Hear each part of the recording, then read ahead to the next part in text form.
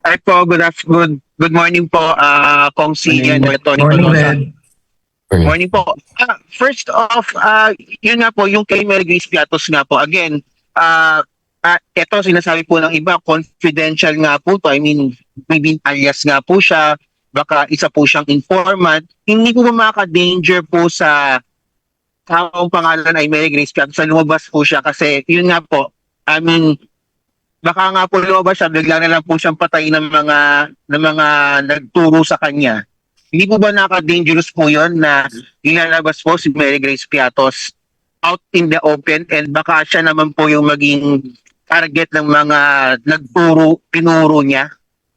In the interest of transparency and accountability, it will not be a danger to this government to strengthen that. No? Ang ginagawa po natin is to strengthen yung transparency and accountability of public officials. And that will not endanger anybody. No? Number two, if you're talking about personal security of these perceived to be recipients of the confidential funds, let's go back to the good government hearing. It was the AFP who said and denied that there was indeed distribution of confidential funds that the AFP actually involved in. Sinabi ho nila and they deny that there's no such program that we have actually implemented in partnership of the Office of the Vice President insofar as these particular confidential funds were used. So thirdly, yes, assuming, for example, and I'm not confirming the fact that this is true, but assuming without conceding that these are all code names. Hindi mo po pwedeng i-code name lang kay COA. Kasi doon po sa joint circular, even if code name yan for the purpose of security of either purchase of information or reward, kailangan at naka-attach na envelope dyan na si Batman, ang tunay niyang pangalan ay ito. For the purpose of auditing the funds that have been used for the purchase of information or reward to an informant. So kaya nga sinabi po ni COA na teka lang, hindi lang puros acknowledgement receipt kayo. In fact, very clear po sa joint circular na bago yung acknowledgement receipt, halimbawa lang, ay dapat may nakalakip dyan na attachment na nakasobre na yung custody ng sobre na yan dapat classified at diretso binibigay yan sa ICFAO. So in the interest of public in the interest of yung publiko, I don't see any reason why this will strengthen the democratic processes na ini-establish po ng ating proseso, no?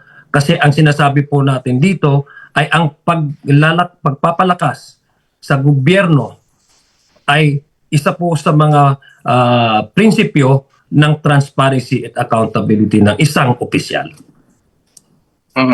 Attorney, may dadagdag po kayo? No, I think that was properly addressed already by Kongzi. Yeah.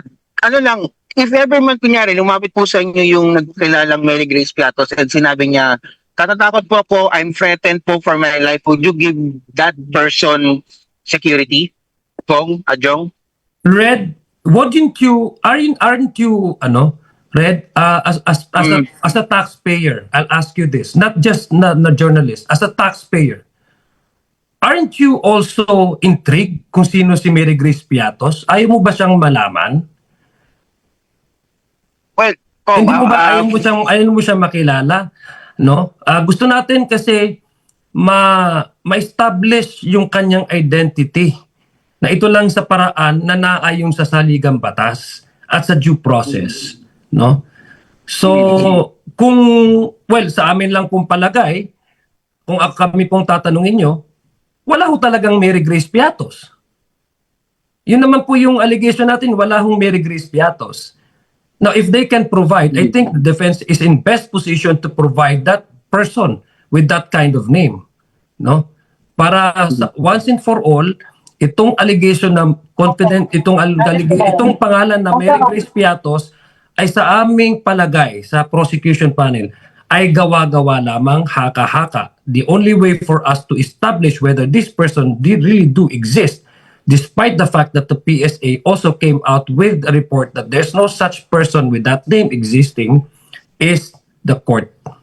I think all of us, no, even you, Red, I don't know how you would approach this, but even you deserve to know who is Mary Grace Piatos because you've been paying your taxes. And the confidential funds is actually the tax na binabayaran ng ating taong bayan.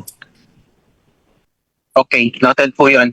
Last na lang po, doon sa sheriff na ipapatawag po as witness po. I mean, of course, the incident happened in 2011. Hindi po ba parang medyo ano na po to, far-reaching na po to na why would the prosecution invite the sheriff na sinapak ni Vice President Sara Duterte? Ano po ba maging may iambag niya sa case ng Vice President? I mean, do you intend to present the witness as a character witness? Without going too much into the strategy, into the merits, and to the weight of the evidence, but let me clarify that under the rules, it is allowed to present evidence to establish behavioral pattern, to establish propensity of a person to resort to violence, for example. So these are all allowed under the rules. But I'm sure you would understand why at this point we can't disclose the particular reasons why we will be presenting this witness. Red, Thank you po. actions, magdadagdag ko lang, Red, no? Actions and words, yung nga sabi ni Attorney Jay, actions and words are very apparent insofar as the Vice President is concerned. No, when she's angry, she gets too volatile. Nakita natin not only the way by which she threatened the sitting president and the First Lady and the former Speaker, but the way that she acted on certain issues that she thinks undermines her authority ay dun po sa issue nung sa sheriff na yon, nakita natin na sinuntok niya. No? It also speaks about, Red, it also speaks about the attitude that she is, yung impunity, the culture of impunity that we would try to address. No? And hindi dapat mangyari na ang bawat halal na opisyal ay dahil may certain privilege or may certain authority binigay sa iyo, ay po pwede mo nang umaksyon sa bagay na hindi naayon sa ayon sa inyong tanggapan. So we actually see the attitude, no, that kumbaga yung culture, yung impunity, yung I am beyond reproach, I am beyond the law. No, ibabangga po natin 'yon sa prinsipyo na no one should be above the law. No one should have the right to take justice into their own hands. At nakikita naman po natin by the way she skips invitation, harapin yung mga pandinig na sa Kongreso, at may pattern talaga yung action niya na parang attitude is impunity, and she should not be subject to legal policies or regulation na naayon sa opisinang kanyang nire-representa.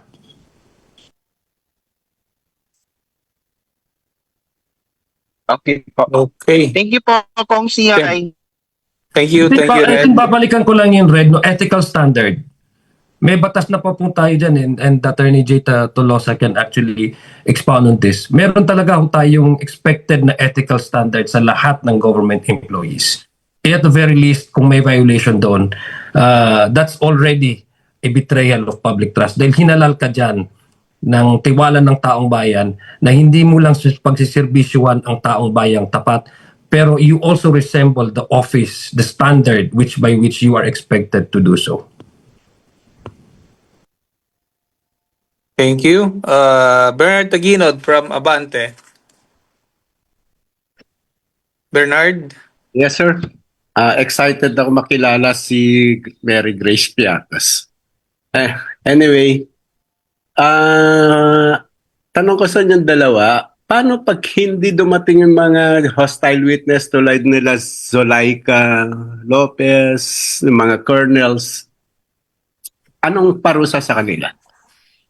Well, that's up to the impeachment court. No, of course, the impeachment court has the power to enforce its compulsory processes, no, such as subpoenas. No, so it's up for the impeachment court if it will compel its attendance. But in that case, even if they will not be presented, we'll still have other evidence to prove the articles of impeachment.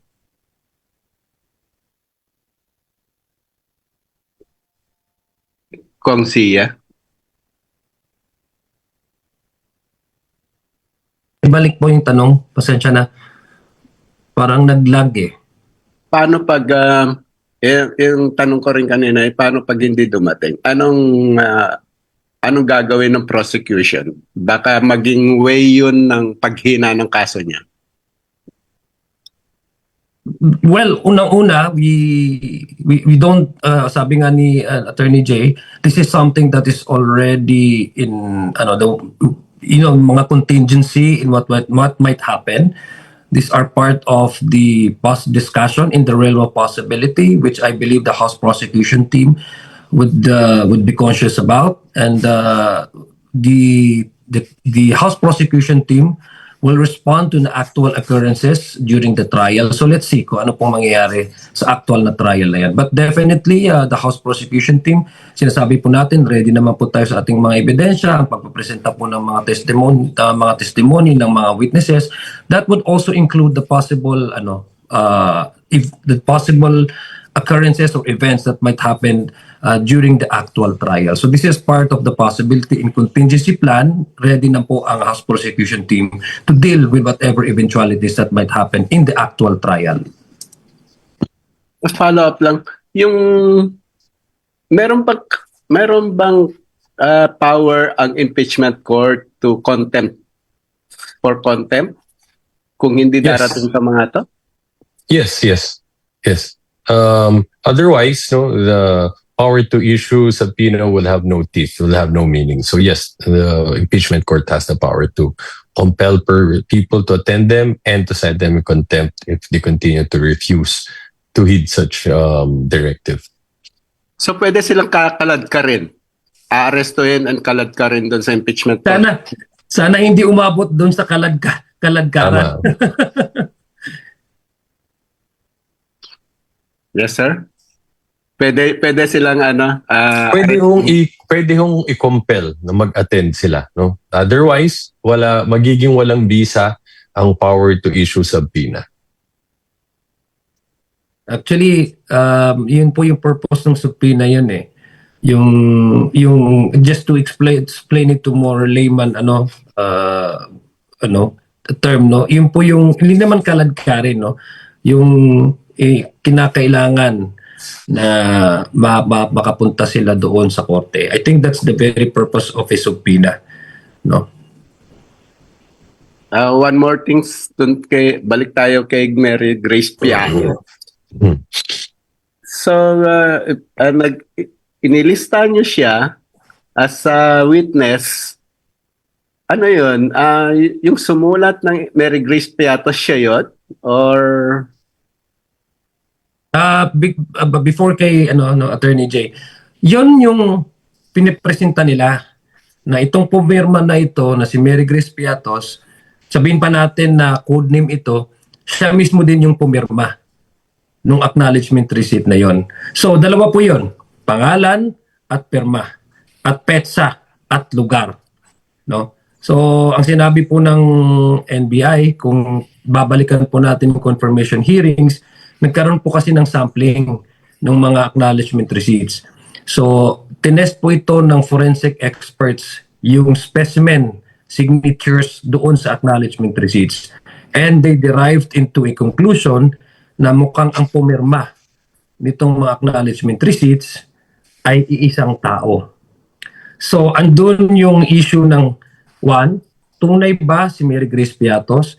Pangalawa, kung tunay ba siya ba talaga yung pumirma ng acknowledgement na yan? Pangatlo, yung halimbawa lang, kasi dudugtong ko na, hindi lang actually si Mary Grace Piatos. Si Mary Grace Piatos ay lead actress. May lead actor din, si Kokoy Villamin.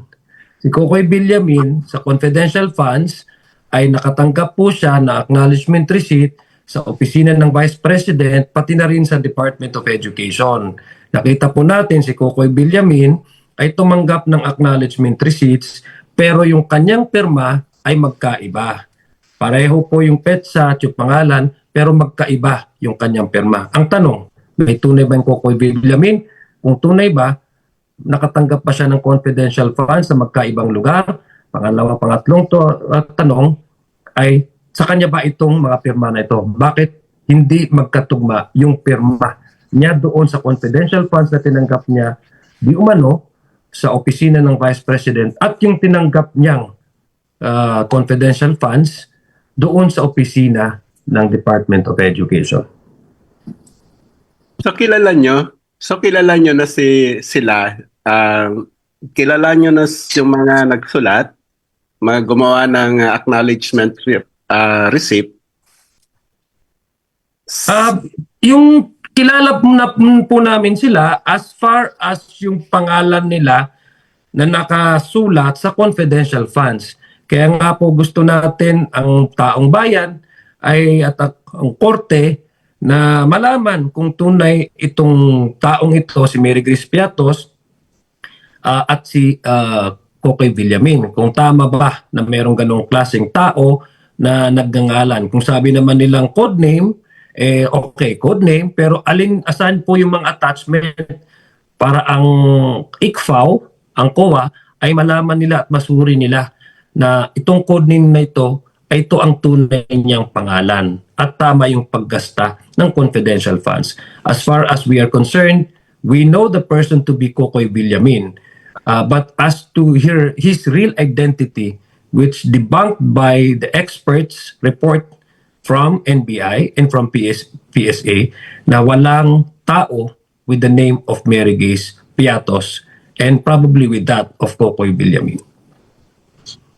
Last for me, nakalagay dun sa trial brief nyo, meron kayong mga reserve witness eh. Ang nakalagay dun sa mga reserve witness nyo, yung mga tumanggap, pero wala namang nailagay sa, meron silang pangalan sa acknowledgement receipt, pero hindi sila nakatanggap ng funds. So, kilala nyo na kung sino yung mga yon at reserve witness nyo lang. Meron pa kami, bigyan nyo naman kami ng konting idea tungkol din. No, yun ho yung one of the actual reasons why you're allowed to have reserved witnesses, no? The rules allow na if during pre-trial, no, you have not yet identified the identity of these people, then you consider them as reserved witnesses, no? Dahil hindi nyo pa mailagay yung saktong pagkakakilanlan niya. Surprise na yan. Yan yung mga tinatawag na surprise? Hindi ho surprise, reserved witness. No? Kasi kung surprise, ibig sabihin talagang magkakagulatan yan. But hindi ho yan magiging surprise dahil before we present them in court, no, bibigyan naman ho ng proper notice, both the court and the other party. So, i-disclose na ho yung identity niyan doon sa other party within a reasonable period before that witness is actually presented in court. So, wala pa rin naman hong surprise dyan. Dadagdag ko lang, I think si Attorney Jay, yung sinasabi niyang na yung sa notice kasi na unang ni-release ng Senado po, no, ng korte. I think the 3 days prior to the presentation of this witness, meron pong reserved witness, even the testimony in documents. Kasi ibig sabihin, kung hindi po available nung oras na yon, ipapaalam na sa korte na itong dokumento, itong witness, may papresenta namin, no? But 3 days prior to the actual presentation of the documents and the testimonial evidence, including the evidence itself. So, ganun po yung magiging according to the notice coming from the Senate Impeachment Court. That is correct. Thank you.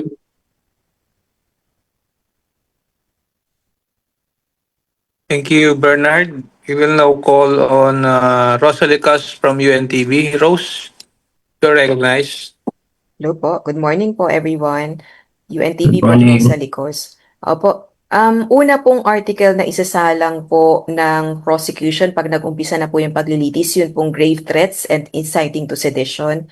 And according po sa inyo pong pre-trial brief, nandito po yung Philippine National Police Firearms and Explosive Office representatives sa hanay po ng witnesses po na ipepresent. Gaano po ka-crucial yung kanila pong testimony?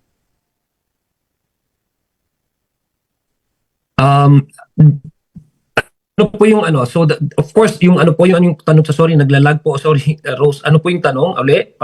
Ulit.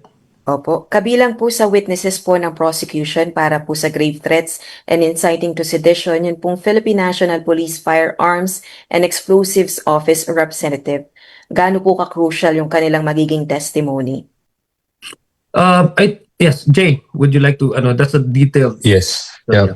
Without going too much, into the weight of the evidence, purpose of the evidence, etc. But this could establish, among other, the capability to carry out threats, diba? So, but for now, I hope you'll understand that that's the extent that I could reveal. Capability to Carry out threats, because threats have been made. So that would be material on that point. may relasyon po ba ito dun po sa mga firearms na pagmamay-ari po ng pangalawang pangulo? Let's wait and see. We will show the details during trial.